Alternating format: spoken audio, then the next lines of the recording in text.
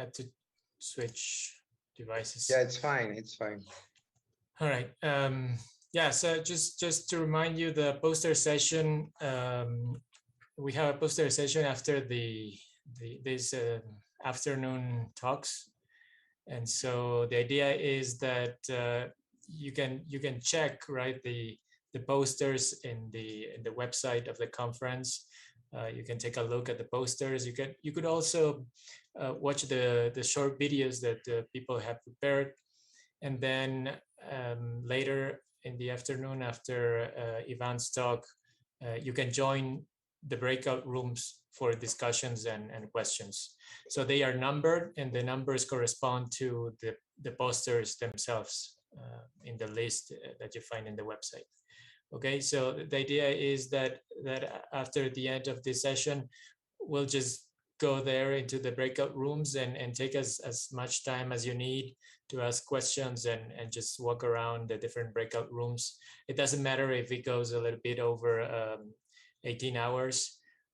So just enjoy the discussions and have fun. That's all. So thanks. I'll pass on to Harold and the speakers. Thank you.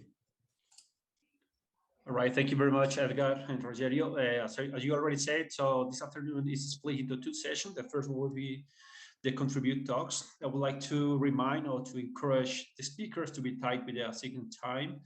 We have 12 minutes for the talk and 3 minutes for questions. So don't hesitate once finished to raise your hand or try to express if you have any question, doubt, or comment, right?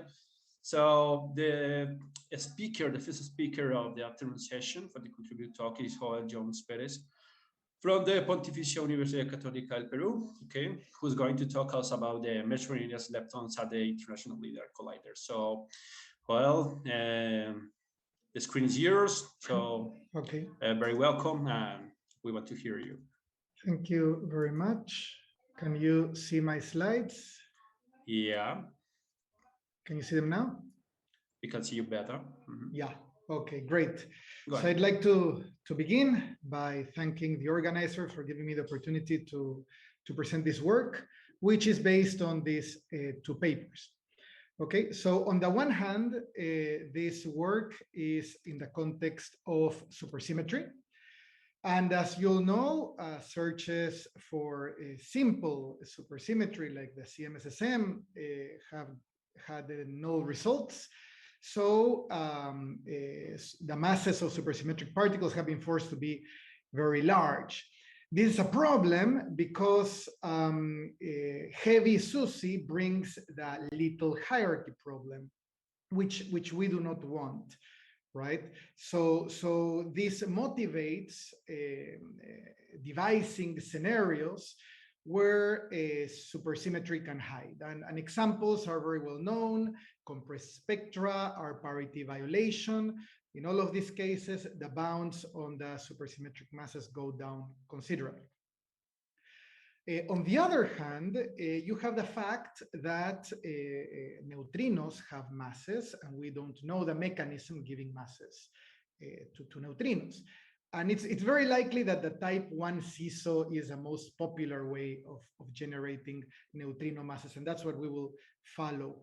As you probably know, on the type 1 CISO, you add right-handed neutrinos with Yukawa couplings and Majorana masses, and this will give masses to the light neutrinos through the CISO. And if the CISO is at a low scale, you can look for these right-handed neutrinos, and well, the LHC has not found them, right? As any other kind of new physics, right, has not been found. So you have supersymmetry on one hand, you have the CISO on another hand. So an idea might be to put the two hands together, right, and combine the MSSM and the CISO. So the question is, how does that affect constraints on supersymmetric particles? Constraints on the non-supersymmetric part will be more or less the same. But what happens with SUSY? Now, if you have the CISO scale at the GATT scale or around the GATT scale, well, the LHC phenomenology does not change too much. But what happens if we have a low-scale SUSY CISO, right? What happens then? In that case, maybe we could have the ars neutrino, the partner of the right-handed neutrino. The ars neutrino could be the LSP. Then this ars neutrino could be dark matter. What happens then? How are bounds affected? What happens if we ask the model to be as natural as possible so that the little hierarchy problem is reduced the most we can, right?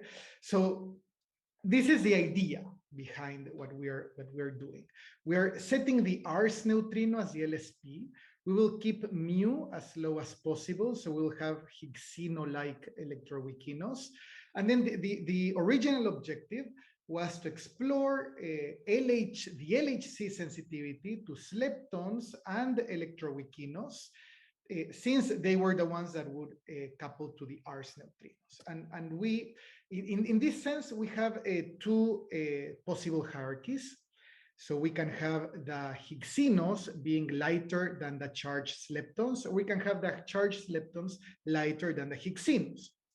The first case we found a long time ago with just 10 inverse femtobarns that you would have very strong constraints on mu and on the charged slepton masses. However, on this one, on this other scenario, the constraints went to 0, right? Or maybe not 0, but very tremendously light, very, very, very light bounds. And I'll explain this in a bit.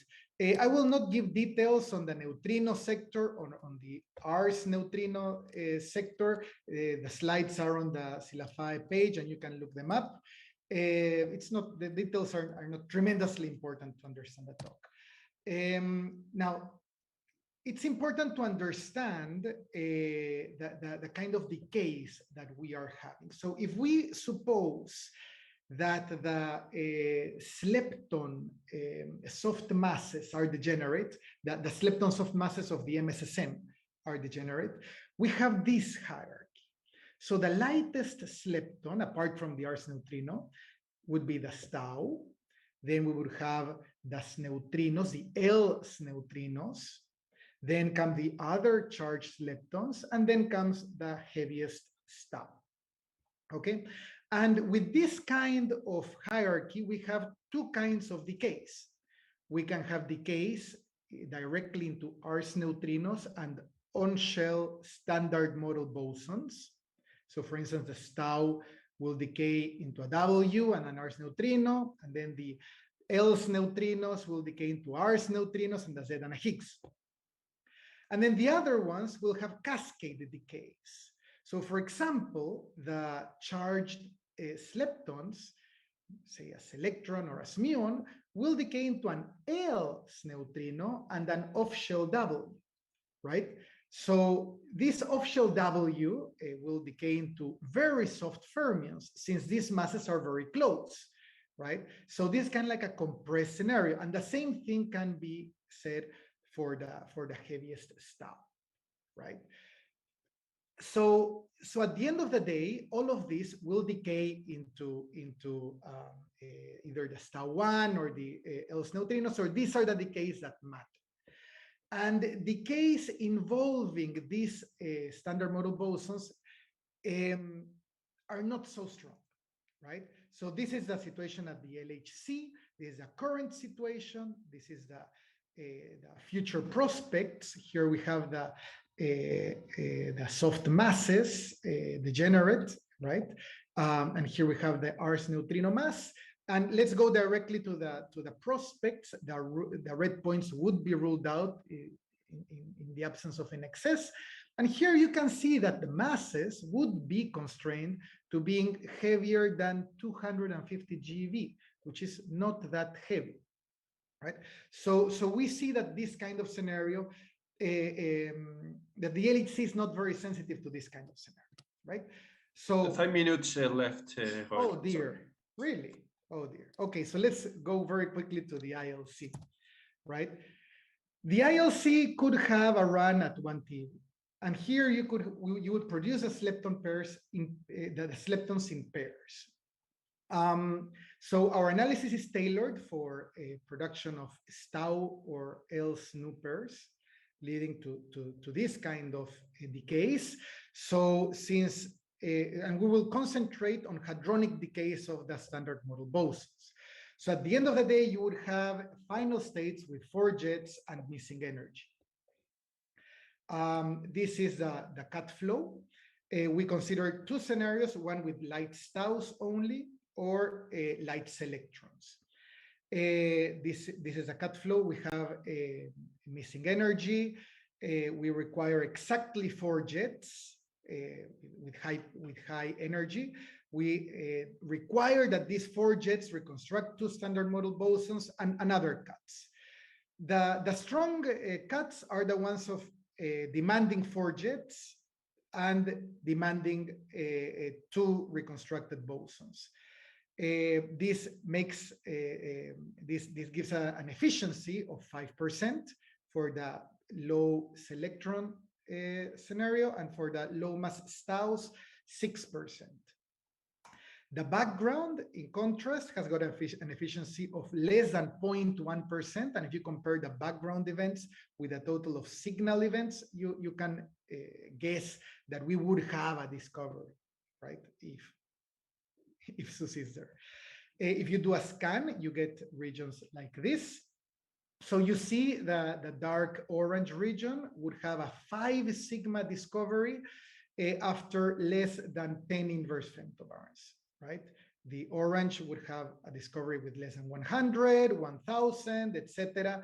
For 1 TeV, the prospect is to collect 8 inverse attobarns. So all of this wouldn't be out of the question. And here is the LHC reach. So you see that the ILC is vastly superior in this scenario and complementary in the light Stau scenario. Now, suppose that we actually do have a discovery. We would like to measure properties, and the first property is to measure the masses. And for this, we use the endpoint method, which was proposed in this paper, to reconstruct Chargino masses, Chargino and Neutralino masses. But the decays are the same, right? They involve standard model bosons. So the idea is that here you have a non-shell W, for example. You measure the energy, and the minimum and maximum energy that you get are the endpoints. From the endpoints, you can directly reconstruct, say, the Stau mass or the neutrino mass, having the beam energy and the endpoints. You also need to reconstruct the boson energy in the slepton rest frame, and that's not too complicated. The only problem is that you have 2 solutions, right? But that's not a tremendous difficulty. This just means that you need 2 data sets, for example, Staus decaying into Ws and else neutrinos decaying into Zs. And since both of them decay into the same Rs neutrino, if you require them to reproduce the same LSP mass, you can untangle the whole thing. Right? So this is what we did. This is a scenario with light Staus. This is the W spectrum, the Z spectrum, and the Higgs spectrum. W-like, Z-like, Higgs-like. Here the blue the blue points are the signal. The rest can be considered background. Here the green is a signal, and here the green is a signal. This is the fit, right? From where you get the endpoints, and from there you can reconstruct the masses. So this is for light Staus. These are the theory inputs, and this is a reconstructed mass, and you see that it's pretty good. For light selectrons, you do not have any selectron decaying into a W. So here it's a mess, right? The fitted will not reconstruct anything, but you can reconstruct else neutrino and Rs neutrino masses by combining Z and Higgs-like events. And here you see what the reconstruction looks like, and this is a theory, so it's actually pretty reasonable. So with this, I conclude with the main comment that the LHC, that these kind of scenarios are have very low sensitivity at the LHC, and you need a 1 TeV ILC to be able to effectively probe them. So that's it. Thank you very much for your attention. Nice. Thank you very much, Joel. If you have any question, you can just try to go ahead. So, yeah, Andre, go ahead. Hi, can you hear me? Yes. Yeah. Okay. Thanks for the nice talk. Did you check your method for mass reconstruction against MT2 or something? That's also standard against MT2, or because I guess you have some combinatorics issue there also, right? To pick up the right W's and Z's from each branch.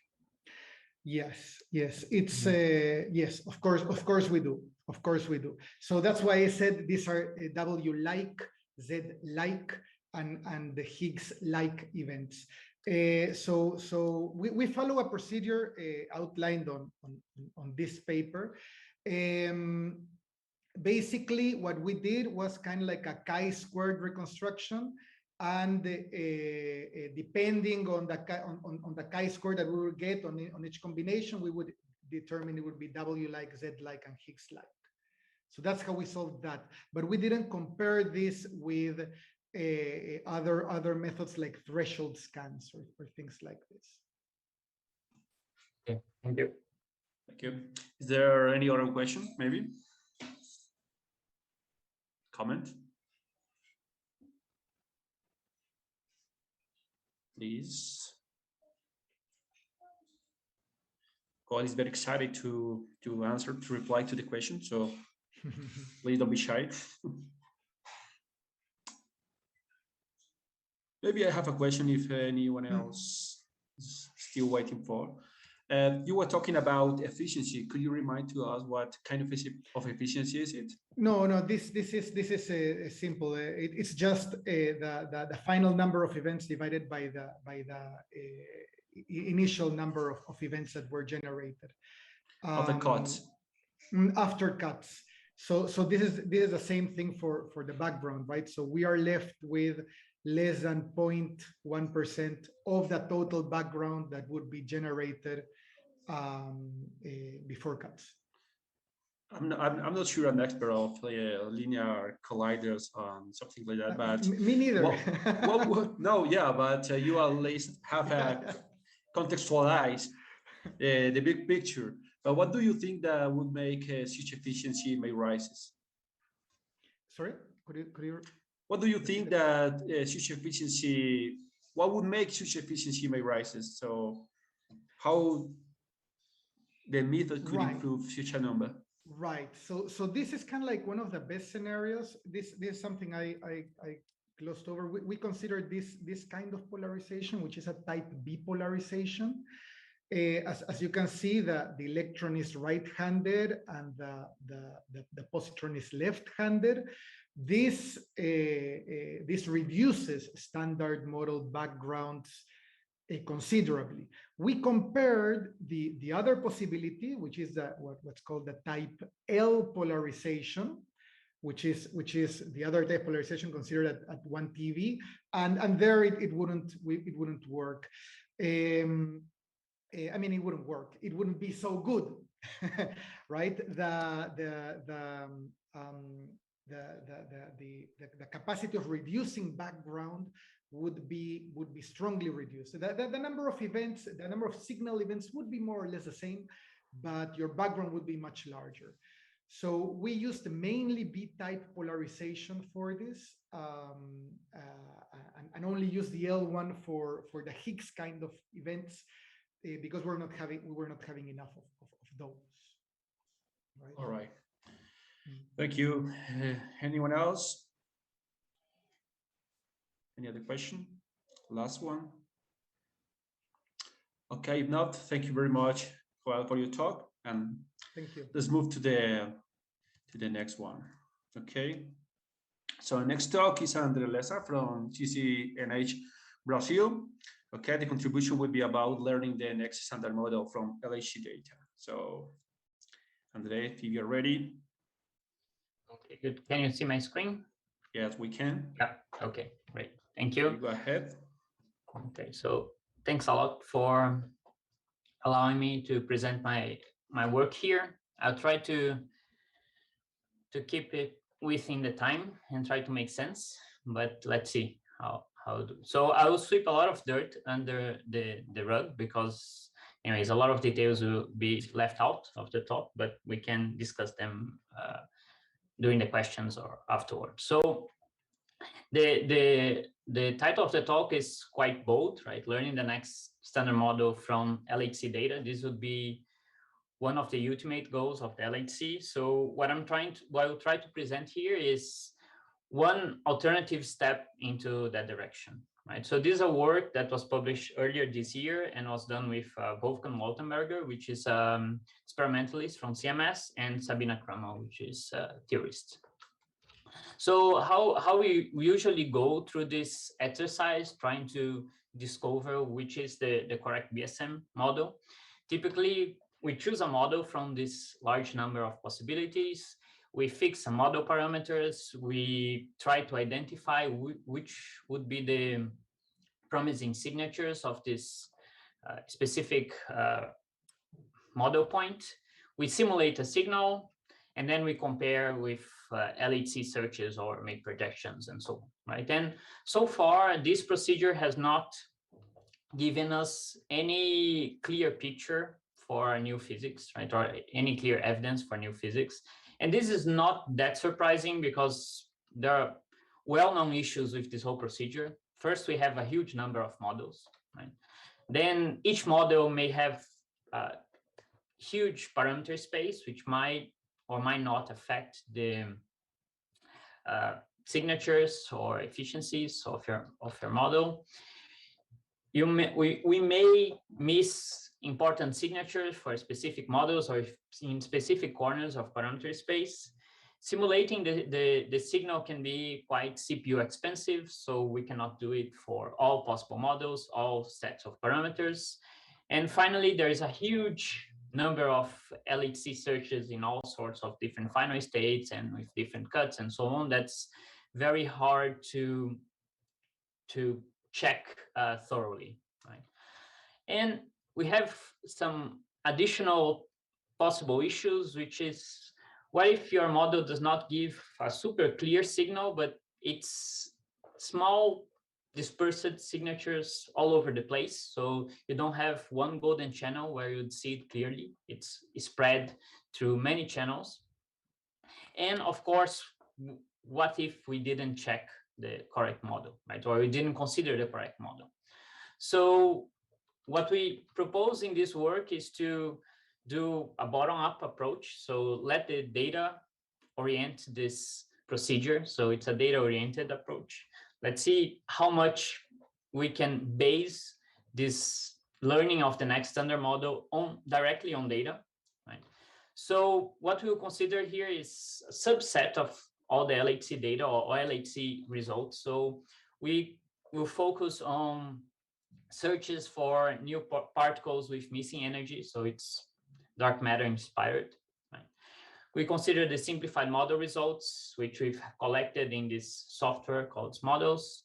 And even within this subset, we have about 100 publications, right? So all sorts of finite states with leptons, jets, stops, stalls, C-jets, and so on, right? So it's a limited but still vast amount of data that we are going to consider and use to try to move towards this next standard model, right? But how do we deal with the model building step, right? So we try to minimize our theory bias. So we don't want to be too rigid about it or to focus on a specific model or class of models. So we've introduced this Protomodels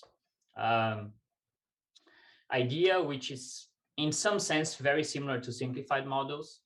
And Protomodels are basically defined by a particle content. So which particles, which quantum numbers they have, their masses, branching ratios, and production cross-sections, right? So these are the main ingredients that are really relevant for LHC searches. So we don't make any considerations about symmetries. what's the underlying Lagrangian, vertices, and so on. So this allows us to be somewhat agnostic about the underlying UV model. Right? However, we do include a few assumptions. One of them is that the model has some sort of Z2-like symmetry. This is necessary because of the data we are considering. And also, we assume that the lightest particle is neutral and stable. It's a dark matter candidate, since we're focusing on missing energy searches. So we introduced, to build these models in a sort of unbiased way, we introduced this Protomodel Builder, which is basically an algorithm that selects from a pool of possibilities, particles, masses, branching ratios, cross sections, and glue it together into one of these protomodels. Right? So here's a list of models. Basically, we introduced a partner for each standard model particle. So it's SUSY inspired, but does not have to be scalars or fermions. The cross sections do not have to be SUSY-like. The branching ratios don't have to be SUSY-like. So these are free parameters: masses, branching ratios, and cross sections. So what's the overall procedure that we take? So we have this Protomodel Builder. It selects from this pool of possibilities some particles, masses, branching ratios, cross sections, and it builds one of these protomodels. And then we test the protomodels against this huge database of results. And we build a protomodel score, which checks the compatibility of the protomodel with the data. Right? And we use this information as a feedback to give the next step and make the protomodel, we iterate over it, so the protomodel keeps building better and better models. Right? So what drives this Protomodel Builder is the model score. I won't go into all the details, but it's based on a likelihood ratio, so likelihood of the protomodel over the standard model. And we introduce a prior to penalize for two complex models, right? So we try to keep it simple, so we don't introduce one particle to explain each axis in data, right? And the idea, as I mentioned, is that after many iterations, we keep getting better and better models till we get something that can explain all the axes and performs better than the standard model. This would be the ultimate goal. 5 minutes, Andre, I'm sorry. Okay, thank you. So the algorithm, very shortly, is as I described. So we follow these steps. The Protomodel Builder builds these protomodels, randomly selecting parameters and particles, so we can add and subtract particles from the model. We apply all the LHC constraints and compute a likelihood, and this gives us the protomodel score. And if the protomodel score is better than in the previous step, we keep it. Otherwise, we go back to the previous step, and then we loop over this, right? So very quickly, let me see if I can show how this performs in practice. So here is this Protomodel Builder walking in parameter space. So it's adding and removing particles. So this here in the y-axis, I have the mass axis, and these are the particles that introduces. So sometimes it introduces a specific particle, it removes it, it changes its mass, its production cross-section, branching ratios, and so on. And for each step, we compute the score, and we keep the highest score. Right? So this is the basic idea. And the idea is that after many, many steps, we converge to the model that best explains the data. So what we get when we run over the LHC data, this is the result we get. Right? So we just to check the stability of the results, we do this 10 times to see if each time we sort of converge to the same spectrum. So basically these 10 runs all have some sort of top partner sitting around 1.2 TeV. We have a quark partner sitting around 800 GeV, and a neutral particle around 200 eV. And this is the largest score, the highest score protomodel. And why these particles were introduced? They were introduced to fit some small excesses in the data. So here are some of the analysis, and we have, say, 2.2 sigma, 1.9. So this is nothing too visible or striking, but still it's interesting that these small excesses point to, in this case, for instance, point to the introduction of a quark partner around 800 GeV decaying to jets plus missing energy, right? So both of these excesses can be explained by this particle. This is the underlying idea of this procedure, to find these small excesses and see if they're consistent with one or a few particles being introduced on top of the standard model. So we can build this next standard model from these small excesses, right? So we see that we can explain several excesses with only three new particles. However, there is some tension with other searches. I'm not going into details here, but basically the other searches are trying to also reduce the cross-section of these newly introduced particles. So, okay, I'll keep within the time. So the overall idea is that this was a proof of principle. So the algorithm works, but it had several limitations. Like it's limited by the types of results we are considering. So we are based on these missing energy searches. The likelihood calculation, which is essential for computing the protomodel score, is also very limited because of the available statistical information that we have. So we plan to do several new developments, such as improving the database, the likelihood calculation, extending this procedure to include non-SUSY-like simplified models, include maybe other constraints, and see if we can have a connection between these protomodels and really more complete UV theory. So how we do this mapping. Okay, so thank you. Thank you very much, Andrea. Very nice talk, very interesting topic. Right, so let's find for some questions from the audience. So please, okay, I think that Gabriela did it first. So she says, are the partners SUSY-like a different spin, or could they be twins, same spin? Yeah, so the point is that the spins, they play a minor role into when we check for these LHC constraints. So they could be scalars or fermions. We do not specify it, right? And since the cross sections are free parameters, yeah, it doesn't. If they're scalars or fermions, it does not really matter for the protomodel score. Okay. Okay. So they could be either. Yeah. Nice. Nicolas raised his hand. So go ahead, Nicolas. Thanks, Andre. Very nice talk. So I was wondering at the beginning, you said that for the construction of these protomodels, you were not considering anything about, I mean, symmetry, for instance. Yeah. Right? But then you say you assume a Z2. So what you want is just a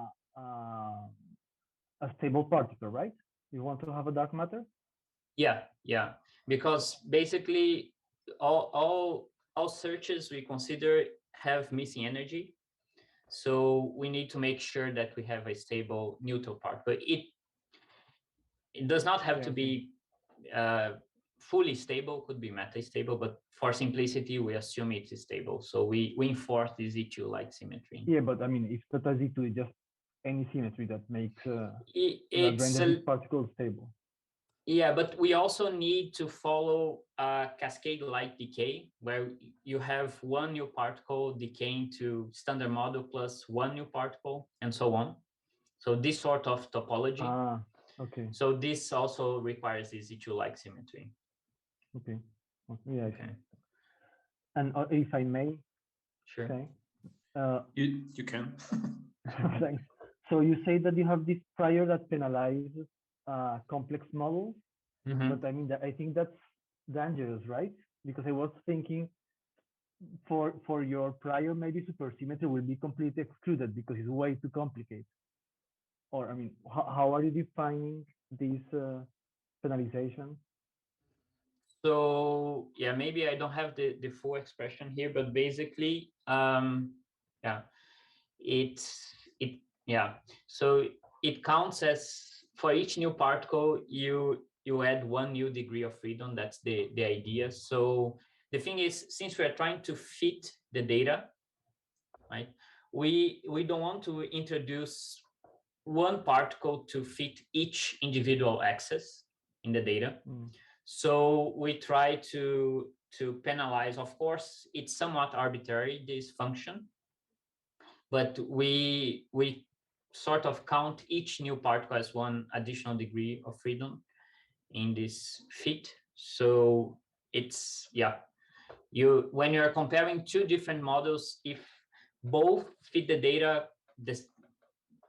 in the same, if both fit well enough the data, but one has one fewer particle, you choose the simplest one. That's the idea in the end. Okay. And so you try to go to the simplest, and of course we are looking at sort of low energy particles, right? You could have SUSY, you could have supersymmetry here, but only with a few particles playing the role, and the other ones being heavy and not appearing, or not being that relevant for the LHC data. Okay. Thanks. Okay. Okay, so last question, Rogerio, you can open your mic and go ahead. Yeah, I have thanks, Andrea, for the talk. I have two quick questions. One is the data that you use is inclusive, or you also have distributions? And the second question is about the covariance matrix that is important for the likelihood function. What did you use for the covariance matrix? Is it available? Collaborations give you the covariance matrix? Yeah. So okay. So for the first question, these are yeah. So we consider, it's a little bit complicated, but in few words, we consider all the signal regions for each analysis if we have the data. So it's not only one inclusive signal region, it's all the signal regions that the analysis consider, right? So it can be inclusive or exclusive depending on the analysis. And to combine, we want to combine as much as possible all of this information, and then of course you need covariance matrices. So we have, for very few results, we have covariance matrices that have been provided by the experimental collaborations. But we also do some cheap trick, which is we try to assume that analysis that happen at different runs, so 8 TeV and 13 TeV, are fully uncorrelated. And also analysis which look at completely different final states are also uncorrelated. So we try to build, let's see if I can quickly show this, a fake correlation or a binary correlation matrix. Sorry, there's a lot of stuff here. Sort of a binary correlation matrix where we say, okay, we can combine this and this result. We assume they're uncorrelated. This one, no, they look at similar finite states, so they could be correlated. And we build almost a binary correlation matrix following this procedure. It's an approximation, but it's somewhat conservative, at least. So we cannot combine everything, but we build this binary matrix, and we are pushing the collaborations to get more and more information. This has been evolving a lot in the last year or so. Yeah, you should. Thank you, Andre. Sure. Thank you very much, Andre. So let's move to the next speaker. Okay, so yes, next speaker is Daniel Tapia from University of Kansas. So he's going to talk about the Inter-American network of QCD challenges. So thank you very much for the contribution, Daniel. So try to open your mic and go ahead when you consider appropriate. All right. Can you see my slides? We can see your slides.